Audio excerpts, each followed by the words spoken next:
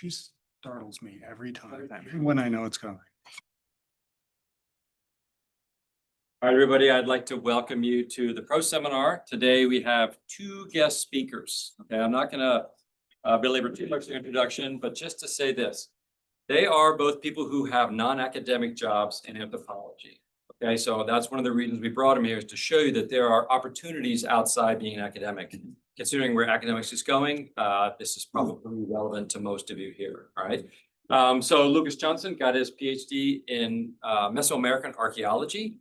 And Mark Toussaint got his PhD in biological anthropology here at UNLV, Denmark student. Okay, just to give you some background, right? So those are both anthropology majors, but they're one of them specialized in cultural resources management, but they are currently directors of cultural resource management at Nellis Air Force Base. Right? So they're the ones that get to poke around Area 51. And so they're going to have lots of great secret, top secret information to share with us. This recording will be scrubbed afterwards by the US government. Right?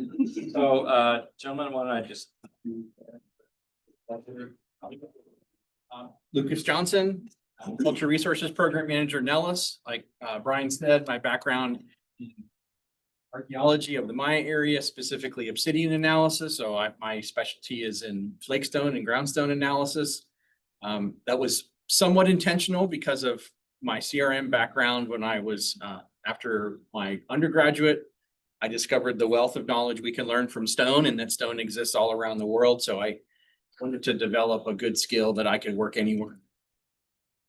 Material analysis. So that's a little bit of my background, and that led basically to master's and PhD degrees, and then 10 years of cultural resource management experience doing field work and lab work and stuff. So for this job. So Mark and I have a unique relationship as it pertains to this job and how we got to know each other. So can hand it over to you. Yeah. I'm Mark Toussaint. I graduated from here in 2020. I was Deb Martin's student, and my dissertation was on the bioarchaeology of gender in early Bronze Age Central Europe. So about as different and as far as you can be from overseeing Great Basin heritage management. But a lot of the kind of skills and people skills in particular and archaeological skills are applicable. Yeah, how we got to know each other was really, I was a part-time instructor. I was probably ABD at the time when Lisa Johnson came in as professor, and her office was a couple of doors down. I remember having a chat, and she had mentioned her husband was in CRM and had a job, a place in Henderson, and I sort of filed that away, like, okay, all right, so there is CRM in Henderson. There's a local CRM, and I didn't know that much about it at the time. A year or two later, I kind of came knocking again. What was his email address again?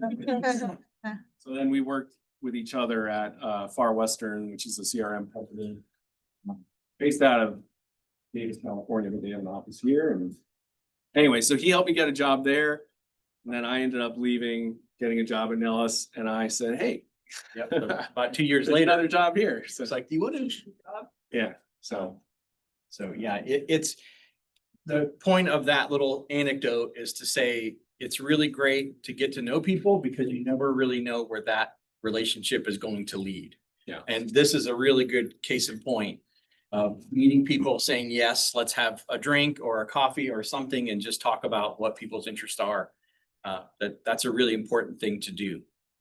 So don't feel siloed in what you're doing, that there's always somebody who you can talk to. I kind of want to frame this talk a little bit, and I'll try to keep it brief.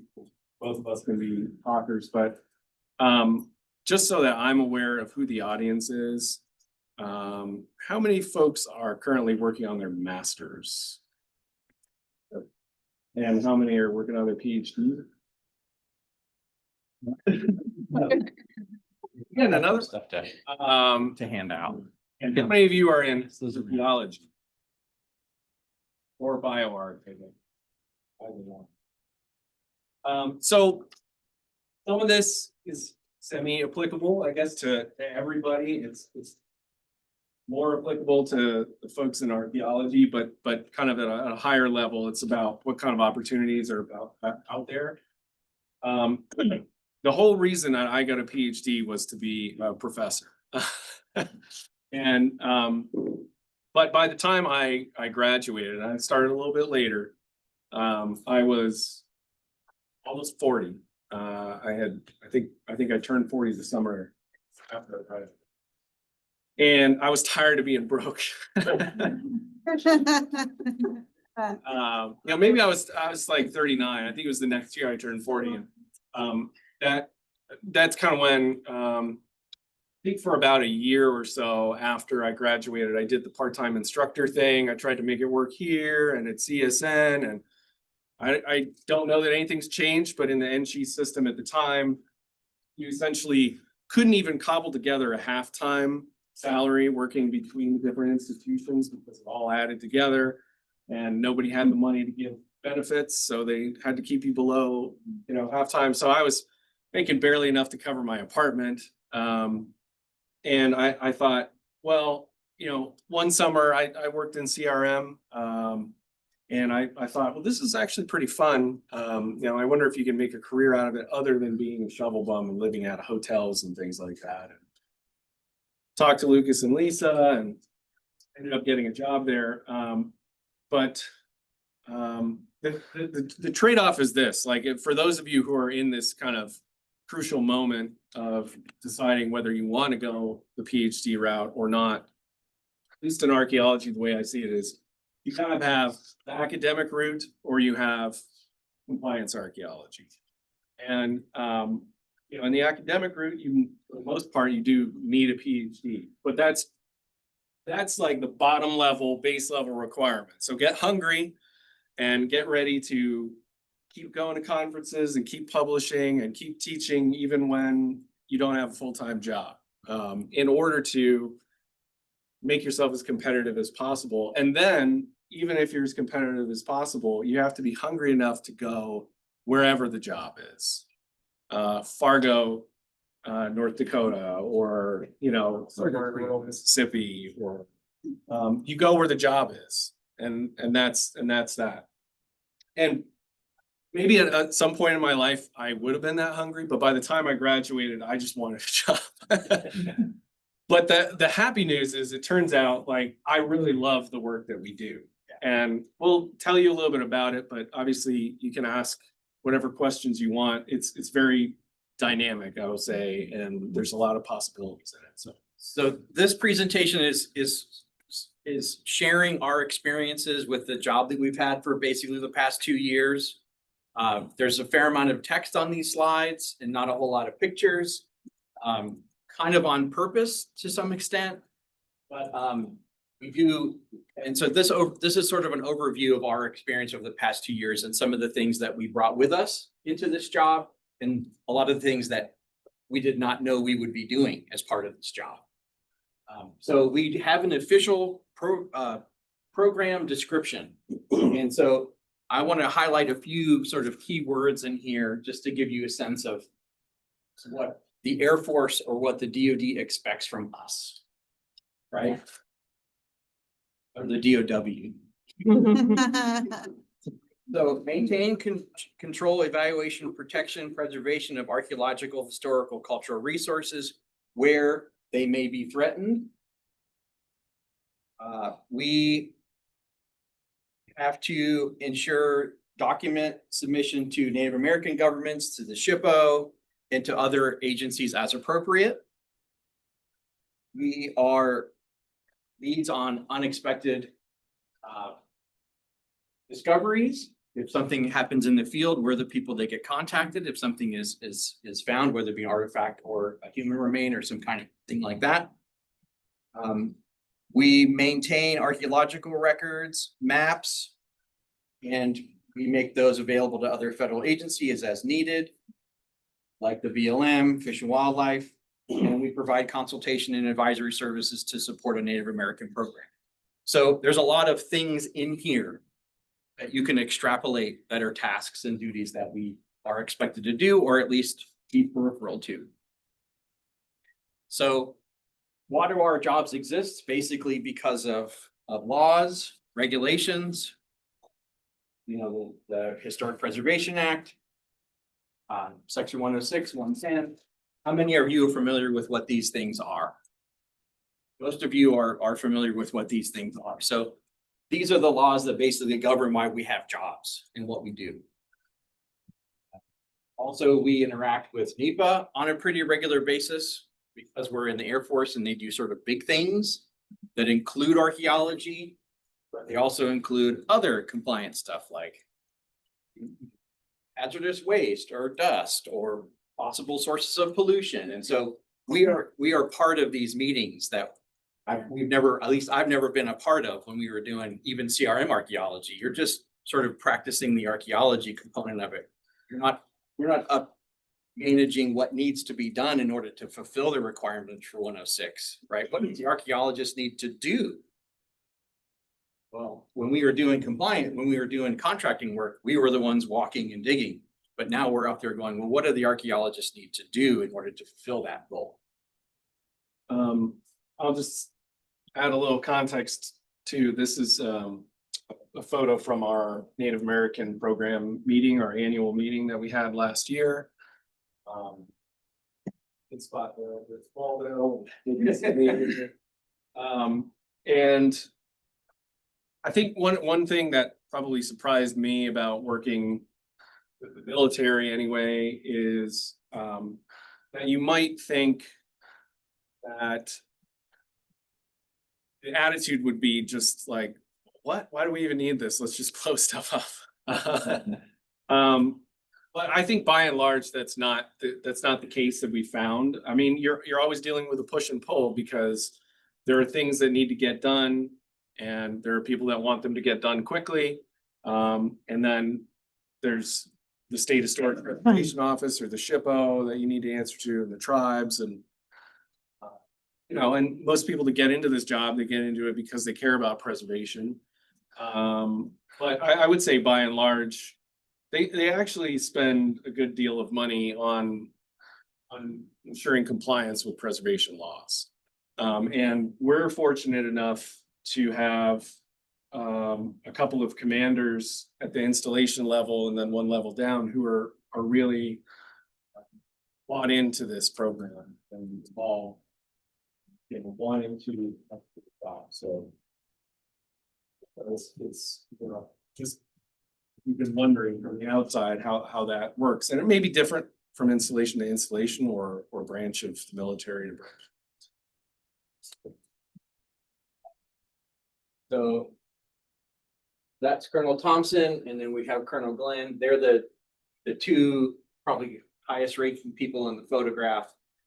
And they bring a lot of experience in the Air Force with them in different ways. And the fun thing about getting to know some of these individuals is you learn how long they've committed themselves to service. And some of that is their obligation to the environment. It's their obligation to taking care of people. They serve around the world. For example, Glenn, who's the installation commander, he ran the Cultural Resources Program in Guam for 2 years. He was a young airman because there wasn't anybody in the Air Force at Guam to fulfill that role. So he was spelunking with local folks in Guam in caves that had, stuff in them or whatever. So when you get to know some of these people, they're like, you're automatically on their same level, even though they have, 30 years or 40 years of Air Force experience where you think they don't care about archaeology at all. Well, that's not the case, right? You might get a few folks who you have to convince that this is an important part of the Air Force operation, but sometimes you're fortunate to have some of these folks in there that are like, you want to get out there. It serves everybody's interest when everybody can.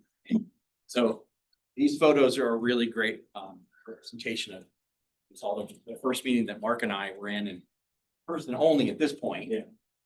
And not to belabor, I'm sure we'll talk about this more in other slides, but one useful skill is code switching. You kind of have to know who your audience is. Some people are moved enough by the history of interaction between the federal government and Native Americans, or the importance of historic preservation. Other people you have to talk about, like risk analysis, and say, well, if we don't do this, or these are the regs that say that we have to do this. So. So our working environment, Mark, that was a really good prelude to code switching. That's a really great way to put it. Our position is a GS-12. You want to know how much we get paid, you can look it up. It's free public knowledge. This is a conversation about our jobs. So that's really no secret what government employees get paid. Much like state and educational employees, right? There's some nuance to people's pay scales, but it's important, I think, just to say for GS-12, if you want to know what that pay is, you can look. And I will say that comparing it to the private sector, it's actually pretty good. It's very good. Yeah. So there's a reason why I switched jobs after 10 years. There's a number of them. Not just the pay, but yeah. So there is a hierarchy, there's a chain of command. It is fairly maze-like or serpentine or labyrinthine is Mark's. That's my Mark's go-to. keen word. Yeah. Here's just a little snippet of what that is. Like I said, there's a lot of text, but it's there on purpose. So Department of War, Department of Defense, Department of the Air Force, there's a major commands. We're in the Air Combat Command. And there's Nellis, then there's the Air Base Wing. Then There's even actually. Is there another one? There's a warfare center. Oh, the Warfare Center. Yeah. I even forgot him.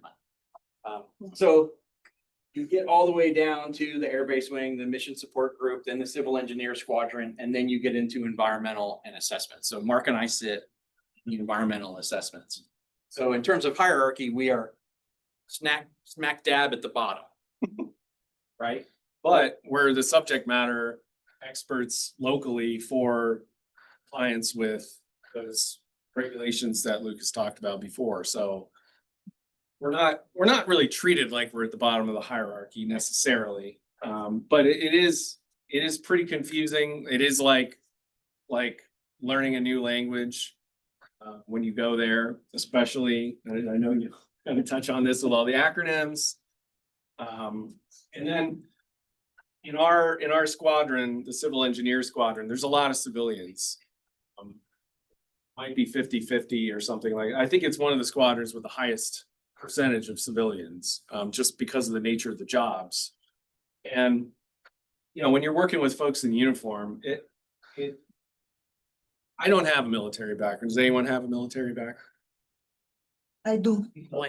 I am a military brat. Oh, okay. All right. So, I didn't really know what to expect. I thought there might feel a little strange, or they might look at civilians differently, but really it's just like any other job. And it's strange when you do see people out of their uniform on certain occasions, but the military hierarchy, in terms of ranks, it operates totally separately from the hierarchy in jobs. So we were talking about Thompson and Colonel Glenn. They're both colonels, rank, but Colonel Glenn is the installation commander, whereas Colonel Thompson is a group commander, which is a level down. So most of the times, the way it functions in our jobs, we work within the job hierarchy, and we don't really see the. Yeah, so Mark mentioned code switching, the acronyms. It's a culture of acronyms, some of which are, maybe 2 or 3 different things depending on the context that you're in. My first meeting, I had no idea even what people were talking about. You can have like a whole sentence that's acronyms and then conjunctions. Yeah, it's wonderfully obtuse. So anyway, we don't need to get into examples of that, but there is its own separate thing that I have to know, and only after about a year, at least for me, do I figure out how to code switch effectively depending on what room I'm in. what we're talking about. There's a funding aspect to our job, right? That is omnipresent right now, considering what we may not go to work on Wednesday. Right? Yeah. Because of the government shutdown, right? So that's an anxiety that we might have right now. There's probably resolution to that, whether not right away or sooner. Another funding aspect is like, how do contractors get paid to do archaeology for the Air Force? Right? Where does that money come from? So there's a whole background to that, but effectively, there's an infrastructure that funds what they call a fence-to-fence contract, which Cultural Resources is a component of. Just like, managing clean water or waste management, all these other compliance kind of things get funded through these big contracts. So Cultural Resources is part of that. What Mark and I have learned over the past year is that sometimes we get funding and sometimes we don't.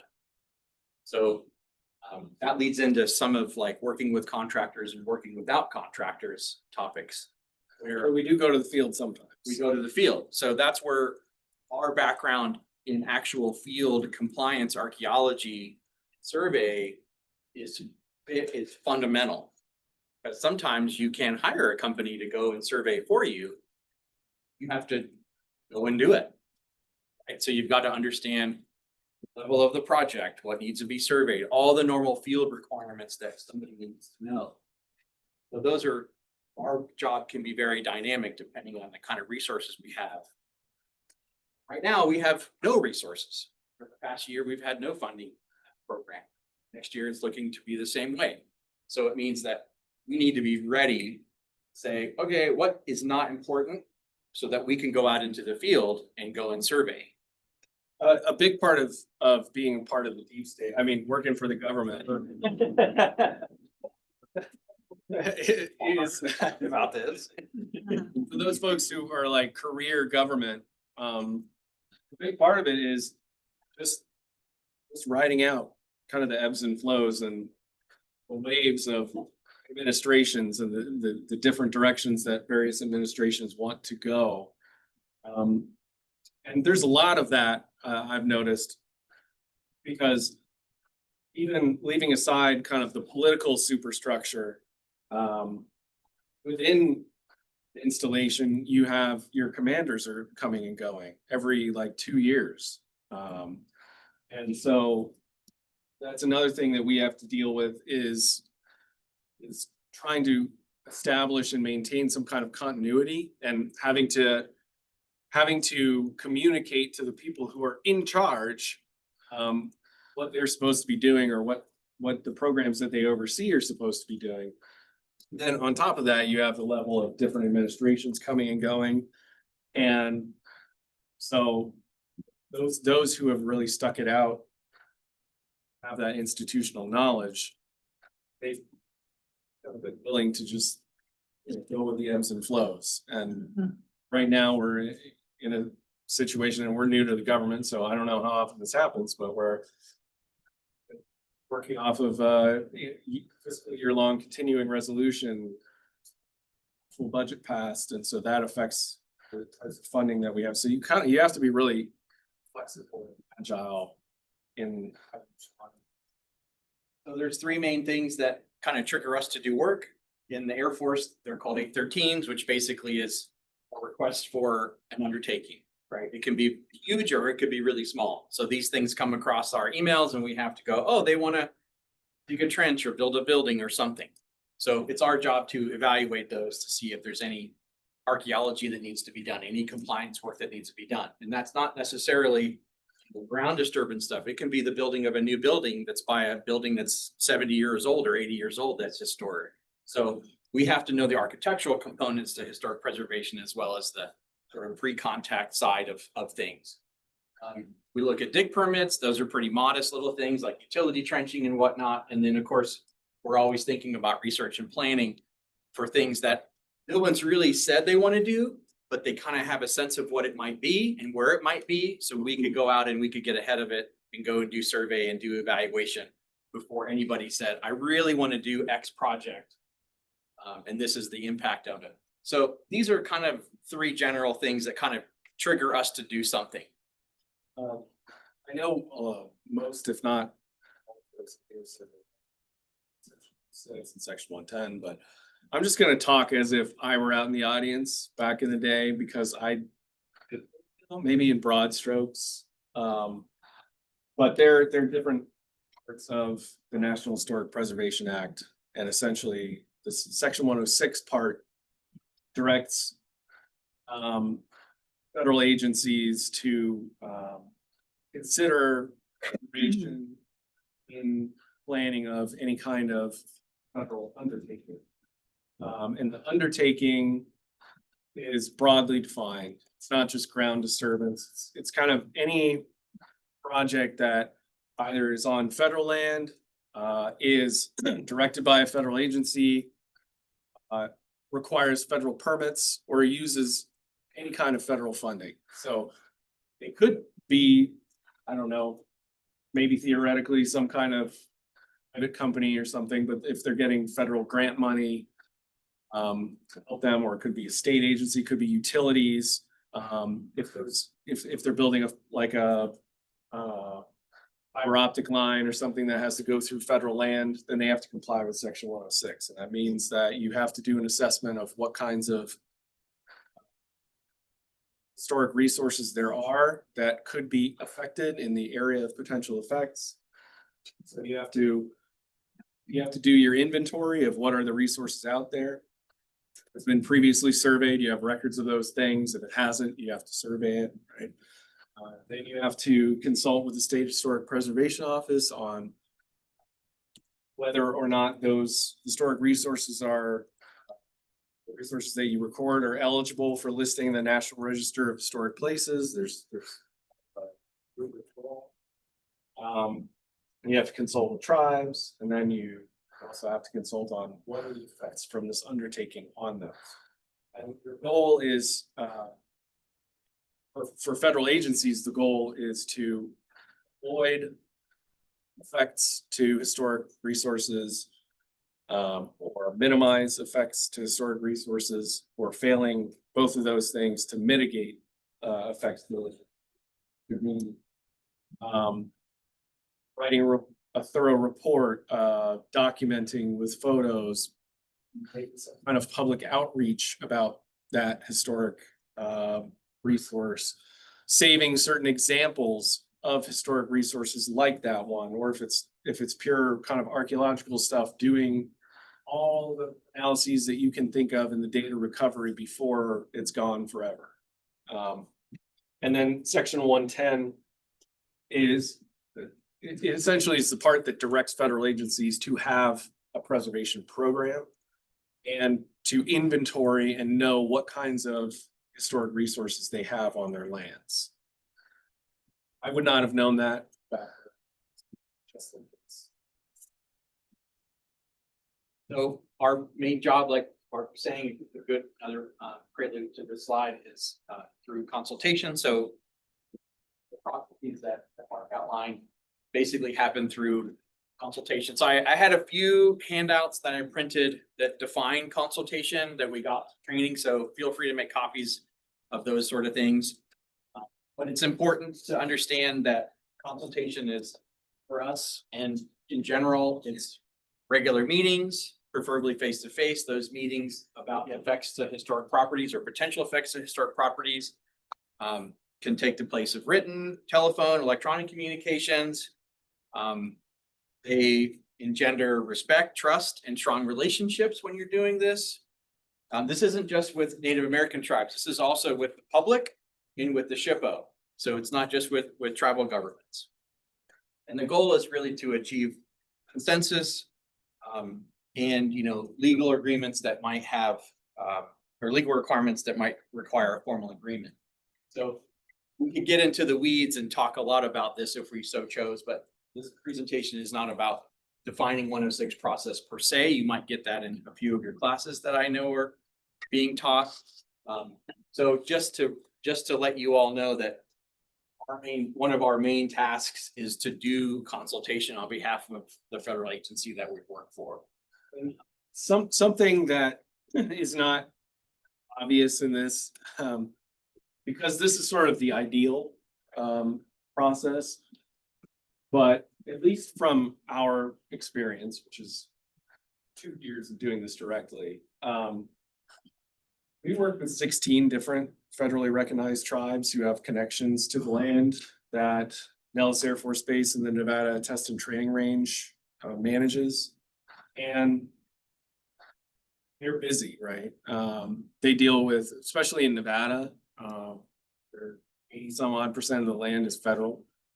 We deal with a lot of different federal entities and non-federal entities. And so consultation sometimes it's like can be.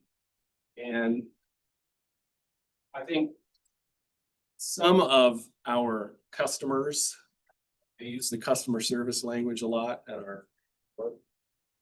Some of the stakeholders, if you will, are like, great, no feedback, awesome, let's go, let's move. But, you know, we have been trying to kind of make those connections and get participation again. Our program has had a lot of ups and downs in its history, and some folks are disengaged. And so, you know, sometimes what goes on behind this process is relationship building and building trust. These are huge ones that when Mark and I entered the Cultural Resources Program at Nellis and at the Nevada Test and Training Range is effectively 30 years, has a 30-year history, about 30 to 40-year history. And so when you come into your desk and there's nobody there to tell you anything, and you realize what you're getting yourself into, it can be quite a burden. So we've had a fair amount of stress by learning the history. So that's why I have this, you know, histories of consultation and relationship affect present and future communication, because it does, right? If you don't know what relationships you're walking into and you're trying to go, hey, I'm here to, you know, move this process along. And, you know, Mark and I are really positive people, but we've had some pretty interesting situations where the relationships were basically trashed. Yeah, I'll say when you that we had to rebuild. when you come into this type of job and you meeting with external stakeholders, like or we're talking to, communicating with SHPO or tribes, you are your position. You're not an individual, right? Because there have been a lot of different people in your position before, and so you're, like it or not, carrying the baggage of that. And you know, we've had to kind of mend troubled relationships with both the SHPO and the tribes when we came in. And internal, right? Because like Mark said, there's a customer service lingo that's used, right? We are there to fulfill mission requirements, right? The mission of the Air Force. It's not to necessarily preserve cultural resources. The mission of the Air Force is to fly planes and do whatever the Air Force does, right? We could list a whole bunch of stuff that they want to do that's beyond preserving cultural resources. So we've inherited projects that are years old. The proponent within the Air Force is like, hey, why aren't we done with consultation on this particular project, guys? And we're like, well, we don't even know what you're talking about. Right? So people come in hot and heavy with us sometimes because there were things that were pending that other folks were helping with that they either dropped the ball or didn't finish, and they didn't leave a Post-it note for us when we came to our desk that says, please work on this when you get here. Right? So it's an interesting position to occupy and to come into, to say the least. Yeah, I wanted, when we were trying to come up with titles for this, one of the titles that was kicking around was, you know, everybody hates us, and then, you know, something else. Speaking of the colon, in our world, you know, academics are huge on colons, right? Short title, colon, long title. in cultural resources reports, it's comma, comma, comma, comma, comma, you know, they're equally as long, but they're not as poetic and there's a lot of commas. So I played around with that, but just by way of a quick anecdote, when we had only been in the position less than a year, we thought, hey, you know what's a great idea? Let's go meet some of the tribes where they are. Let's go out there and just introduce ourselves and say, we know there's been a lot of issues, you know, we all want to do good. We want to do right by you. We want to rebuild this relationship. And rather than stressing over trying to get commanders to travel like 4.5 hours to Owens Valley, California, just take the team. Me and Lucas and the installation tribal liaison officer, who was also new. Actually, the first time they had one at Nellis. And we went out there without an agenda. I just thought, hey, we're talking. You want to hear their side of things. So we started introducing ourselves. And the gentleman who's been part of the tribal, he's been a tribal leader. I don't think he was on the. It's like, this is a waste of our time. It's like, you know, no disrespect, but you know, we've heard it all before, kind of thing. Like, where's the agenda? Where's the leadership, right? So that's what I mean when I say, like, it's at least initially, it's not about individual to individual. You are representing before and the government, the relationship between the tribes and the government. The personal relationship is important because that's how you to earn the trust, but it's also about advocacy work back at our desks and delivering and not just talking. Yeah, we've done quite a bit, and mistakes too. So we've had to learn a lot. I know we have what, like 8 or 10 minutes, right? And then it's Q&A time. Is that correct? We got 20. You got 20. Sorry. Yeah. Okay. That's right. We've hit a lot of this Yeah, stuff. we have. We've been really good. I'm happy. So we've had to learn a lot. I think that you know, kind of goes without saying, given some of the little anecdotes and things that we've talked about. So this is just sort of a list that I was typing up as we were preparing this presentation. There's Air Force instruction manuals that we have to get to know, basically that tell us what we can and cannot do. Sometimes that's how we can spend money, how we can't spend money. We have attended trainings on how to do compliance work, right? Like, how do you effectively communicate with tribal governments, right? There are people that give trainings on how to do that because we did not learn how to effectively communicate with tribal governments in our undergraduate or graduate careers. I sure as hell didn't, right? And some of the things kind of just come naturally, I think, to an anthropological minded person, right? But sometimes you have to know when to say something and when to not say a damn thing. Right. And that sometimes that second one is the best. So we have to learn some NEPA regulations, which has been a lot of fun for us to see how archaeology dovetails with NEPA compliance. Just a quick word on that is Lucas mentioned this AF 813 is as a trigger for us to do kind of our jobs. That's actually a NEPA document. That's actually how when the Air Force, when Nellis is deciding whether or not an environmental assessment, an EA, or an environmental impact statement, which is a much longer thing, an EIS, has to be done for any kind of action, they send out this 813 and all the subject matter experts comment on it. And even though we're not really technically part of the NEPA process per se, we do our thing concurrently. So that's kind of how we get informed, but there are things that slip through the cracks, hence the dig permits and whatnot, so. We are becoming more familiar with NACRA compliance. We do have collections that we manage. Mark and I manage collections that were collected before and after 1990, right? So No human remains. no human remains. But still objects that might be that might fall under NACRA.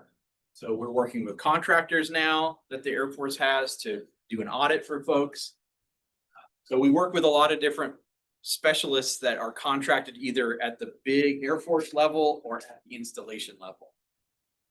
Sometimes we don't work with those and we have to go and do that work ourselves. So we have to be prepared to survey. We have to know all the field methods we need to do accurate surveys that are compliant with BLM standards and that pass the sniff test with SHPO. We have to know how to make compelling arguments for eligibility, for site eligibility, right? We have to write those consultation letters. So funding requests, internal or external to the Air Force. We have to know how to communicate within the chain of command when we want to do something. So if we want to have a meeting with the installation commander or with somebody that's formal to convey how important our program is to somebody, it might take us a month to get that meeting. We have to prepare all of this background stuff beforehand on a particular timeline. So there's a real interesting way that we have to communicate at our jobs to show how important our interests are. And then we also have biannual performance evaluations. We have to say how much we're doing, right? Which, you know, we're not really self-aggrandizing kind of folks, right? And like, how do you measure your performance in our job, which is sometimes really esoteric and only, you know, available to some people to understand. So that's why I wanted to start with that first slide that has a program description, because all of our evaluation criteria stem from what that description is. So when you're thinking about resumes or what are you doing in this class, or what do you feel, how do you feel that you can, you know, compel somebody to be interested in what you know or what you can do? We have to do that all the time, right? I don't really enjoy doing that because sometimes you have to quantify things that seem fairly trivial and inconsequential, but they mean something to somebody. Well, and when you know, are in the thick of it and doing your job and caring about what you're doing, you're not like writing down, oh, this was really great, this thing that I did, you know. I built this many This relationships. is how many 813s I responded to. Nobody cares, but they care. So we quantify our success in our jobs by like, hey, we completed consultation in a timely way. I've built these relationships.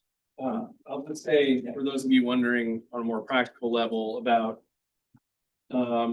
bonuses or, you know, pay structure, like if your job will always be, like, we're a GS 12, that's general schedule, I think. Our position will always be a GS 12. But within that, there's step increases that you get as long as you perform satisfactorily every so often, like the first 3 or every year, and then it like stretches out a little bit. So you get pay increases with those. But your performance evals, you can get like a little performance bonus and added time off, things like that on an annual basis. Because it's almost time. I don't know if there's anything in these next few slides that you think we didn't hit on, but we might want to summarize. Yeah, we could I have some summarizing thoughts. Up to you. Well, just real quick, basically, it shows you that when we get to our jobs, we have to know how to build a network. We have to know how to navigate that network. So that's a really critical thing. We have challenges, we can measure success. Mark mentioned, you know, to avoid, minimize, or mitigate effects to historic properties. That's really one of our goals. We have to convey the seriousness of our program to people constantly that come in from the Air Force, and there's turnover. So that's something that we're always doing. We inherited somebody's legacy, and somebody will inherit our legacy, right? So it makes that we have to evaluate what came before us, and we have to be very cognizant about what we're doing, because somebody else is going to see our admin record when we're done and go, what are these guys doing, right? We want people to go, these guys are doing a really good job. That's what we want. And we've seen kind of a mix of those two things from prior program managers, like Mark said. You inherit all this personality in the admin record, but really it's the position. That's what I wanted to wrap up for summary. Yeah. Well, I guess when I've been thinking about this talk, all I can do is frame it how, like, what kind of stuff I would want to hear. I don't know if that's useful to any of you or not. I assume that, most people who are in grad school, they're in it because they like the subject matter. You're curious, you want to research, you want to add new knowledge to the world, and you see things through a very holistic lens. And I probably would have thought that this kind of work was not as interesting as that. It's certainly different. And I don't know that I would have framed it in these terms, but like I can see how somebody might think like, it's selling out to the man, or that kind of thing. Especially when you're working for the federal government, and it seems like there's these interests that are at conflict here, especially like tribes and the government, right? And that whole history. I can just say for me, I've really enjoyed it. I found it to be actually really fulfilling, and on a personal level, lifestyle wise, it really kind of fits what I want at this point in my life. You don't need a PhD to do this kind of work. Master's is sufficient. But like Lucas said, having some good fieldwork background is a necessary and helpful thing. But what I like most about it is that fundamentally it's consensus building. You're really actually working with people, and somebody with an anthropological mindset is actually a perfect kind of person to do this type of job, because you have to understand kind of theory of mind. You have to understand what different people with different interests are thinking and are wanting. And like for me, I think I've had to learn more about the government side than the tribe side, but I've had to learn a lot about the tribe side as well. And it does not feel fundamentally always in conflict to me, because at the end of the day, like when you're living in a society like we live in, that's very pluralistic and huge, and you have many different stakeholders, unless you're just going to steamroll over each other, the only thing you can do is try to build consensus. And although it's imperfect, this is kind of what we've legislated as the consensus building mechanism. So if you want to make that better, you can do it at your kind of local level and try to leave that administrative record and some kind of continuity, institutional, I don't know about change, but like improvement maybe, when you move on. I couldn't have said it better myself. There's a lot of anecdotes that Mark and I could describe over the past 2 years that illustrate that. The consensus building in 106 is between the federal agency and other stakeholders or other agencies. There's also a consensus within our installation, right? And understanding what people's needs are. So what you can think how our job relates to other folks, there's very much a dynamic at play every day about like, well, why do you care about that? Why do you need to know about that? Well, I need to know about it because I want to help you do this thing. Or even sometimes it's like micro designing stuff. Like there's a project where they want to do something right there, and we go and we look at old survey maps and go, well, can you move it 200 feet over there? Well, sure we can. Great. Avoided, right? So sometimes it's quick reactions like that. And so that automatically builds our relationship with that person who wants to do an undertaking and go, these folks know where to look and how to look and tell us what they want to avoid something so we can do this mission requirement lickety split. So it's keeping people happy in multiple avenues. That's the only thing I would add. And this cool logo was designed by Sorry, I don't have to, I hate to interrupt. Yeah. Oh, we just have 10 minutes. I want people to be able to ask questions. Sure. I regret that. No problem, no Okay. problem.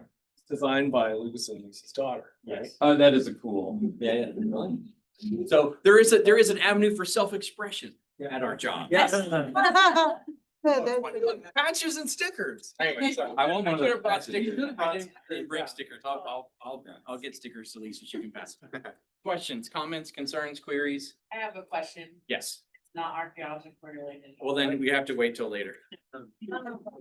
What are your hours? Are you on call and can you work from home? Our hours are, kind of 9 to 5 schedule. Mark and I typically work, 7 9s and an 8, and then we have a rotating Friday off. Yeah, it's actually, it's pretty flexible. It's It's pretty it's basically like an 80-hour pay period. And yeah, we do like 4 8s and a day off, and then, or sorry, 4 9s and a day off, and then 4 9s and an 8. But if we go to the field, which we're supposed to do this week, if we're not shut down and we're gone for 12 hours, then we can flex. We just flex it somewhere else. There was a fairly, ubiquitous work from home, remote work policy that was rescinded with the new administration. So our telework option is as needed. So right now we're on a telework. We're giving a guest lecture. We can sit in an office, get on the uni with Wi-Fi and, hammer out some emails and stuff, and we're getting credit for the day. But in general, it's fairly flexible. Yeah, it's a nice schedule. It's not grad school hours. Which is all day, every day, all year. We're not on call. The only thing I can think of is if there was like human remains that were found or something. Yeah, we might get a phone call, but we don't have government cell phones. We have government computers, but we can't, like, when we leave the base, we pretty much leave work. Right? Which is unlike cultural CRM work where everything, all your personal stuff was over a proxy for the company's stuff, right? You just log into their server and blah, blah, blah. So there is a fairly good work-life separation with this job. Yes. So how much more competitive would you say applying for the federal government is compared to like working with a private company? And how do you make yourself a more competitive applicant for the federal government? It's a very interesting question because it seems sort of straightforward, but basically for me, everything I learned as a contractor is applicable to this job. But there are things that I did not learn as a contractor, like the federal law component of stuff and the consultation part of it. Contractors really do. If they do it, they do a very small component of it. So I would say that it's important to have some of that cultural resource, like contractor experience to apply for one of these jobs, but it's not necessarily a requirement. I would argue that there are people in our jobs that hardly ever have done any survey or field work before, but they're really good on the law. Yeah, I would say, for us, there was a lot of serendipity involved in getting our jobs. From other people I've heard who have been trying to get federal jobs, it's not necessarily easy to get a foot in the door, but once you do, then, you're in, kind of thing. So it might be hard to get a federal job without having done contracting or compliance work before, but not necessarily like with the Forest Service or the BLM. You might be able to start out doing like archaeological field work for them. They're structured differently, so I don't know what their kind of equivalent is to what we do. But once you get your foot in the door, I think it's definitely a lot easier, especially like now. There's a hiring freeze. I don't know how long it's gonna last. So it would be very difficult for them to hire outside of the federal government, but you could move around. Yeah, and I would say that if you see job advertisements online on, USA Jobs, they typically outline exactly what they're looking for, what your knowledge, skills, and abilities are. And sometimes it's situated as knowledge, skills, and abilities.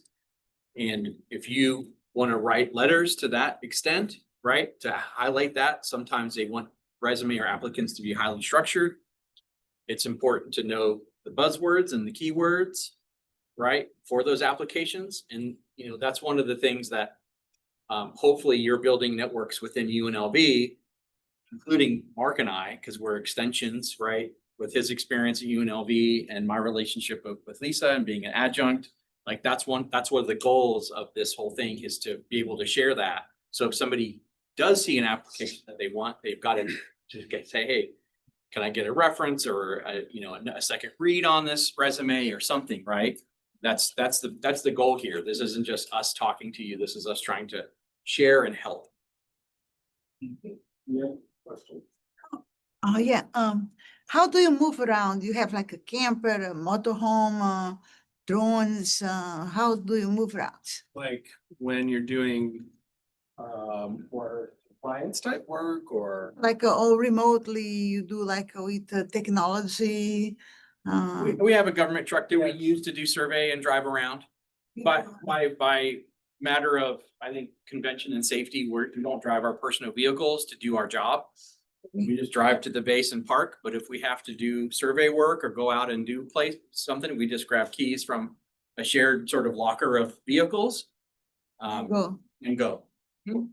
Yep, there's a whole aspect to our Okay. job about arranging visits and going out in ranges. That's a whole like part of our job that is a whole culture of learning, how we do it.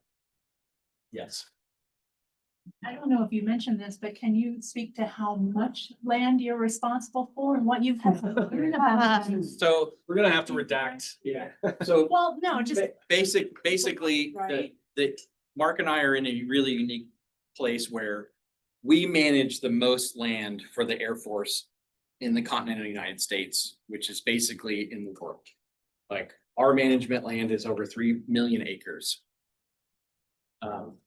So like we get on these monthly calls with cultural resources panels within the Air Force. It's like 50 people across the United States.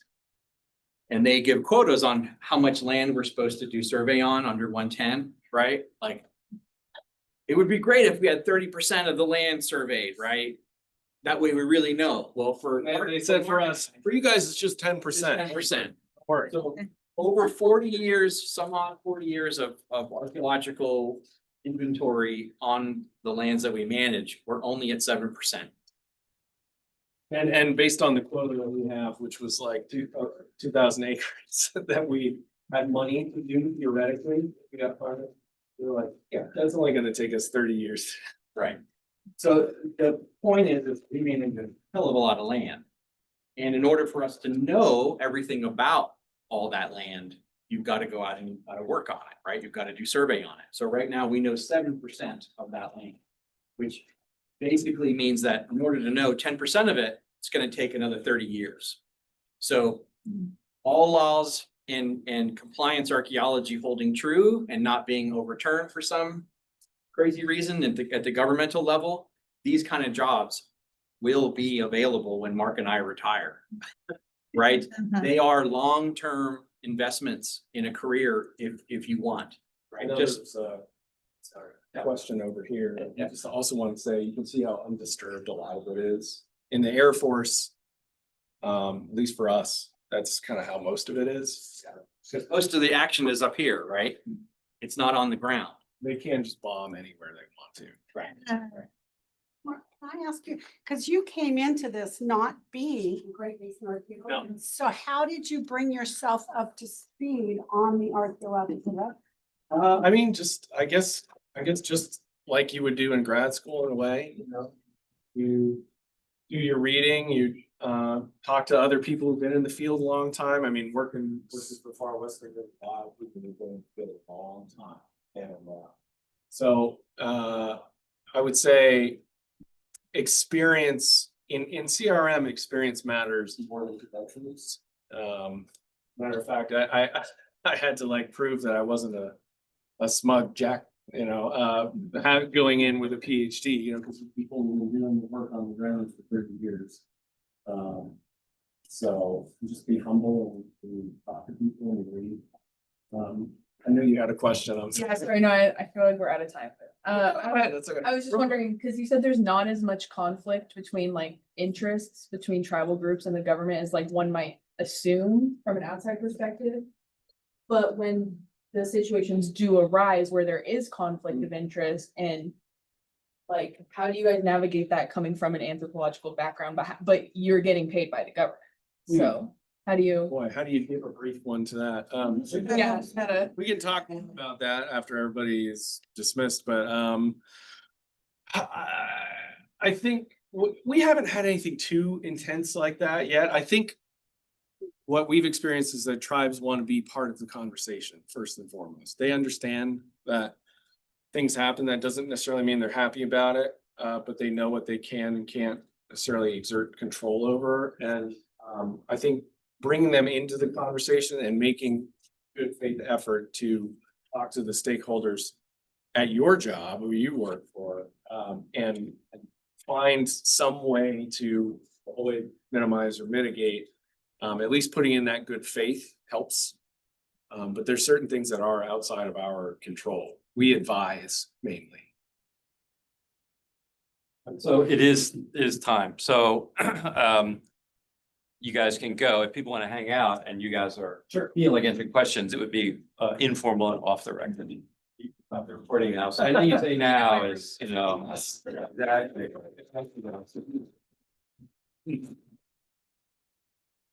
It's back. I think, oh, no, go ahead. Oh, thank you so much. Yeah, sorry to scare the shit out of you. Oh, no, you're okay, you're okay. Right. You realize that these guys are the archaeologists at Area 51, so you must have some questions to ask.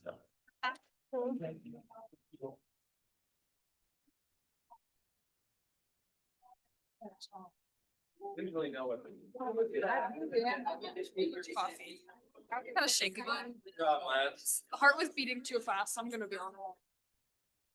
Oh, yeah. Sorry.